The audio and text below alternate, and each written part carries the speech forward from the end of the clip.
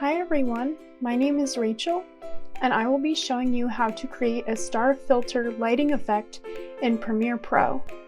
Anyone from a beginner Premiere user like myself to a professional video editor can use this tutorial and take their footage from this to this in just a few simple, easy to follow steps. I am currently using Adobe Premiere Pro version 22.2.0, and I will be using it to create this really fun effect that you can use on clips with a lot of lighting and pinpoints of light to give that sort of 70s, 80s music video effect.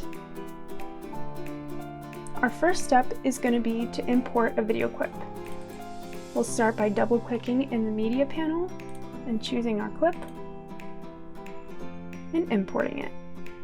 And then we'll drag it over here to the timeline to create a sequence. Now that we have it here, we're going to duplicate this clip twice. We're going to do that by holding down the Alt key and our left mouse button and dragging up 2 times. Next, we are going to blend the clips. And this sounds a little bit complex, but it's really easy when we go step by step. First, we're going to select the top clip and go to the Effects panel. And here we see all our effect controls. We're going to change the opacity of this clip to 66%. Now we're going to select the middle clip and change the blend mode of this clip. We're going to change it to screen. And we're also going to change the bottom clip blend mode to screen. Our next step is going to be applying an effect. Over here on the right, we're going to search for the directional blur effect. And here it is under the video effects and the blur and sharpen folder. Here is directional blur.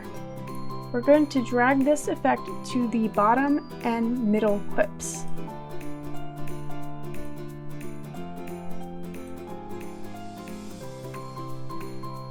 Now we're going to select this middle clip, which is already selected because I just dragged the effect to it.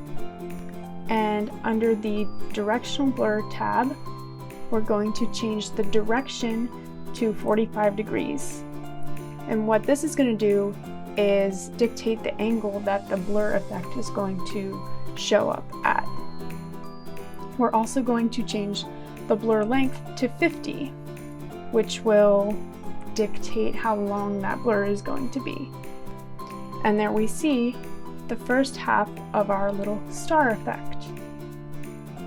Next, we'll select the bottom track and do the same thing, except for this, we're going to change the direction to negative 45 degrees and blur length again to 50.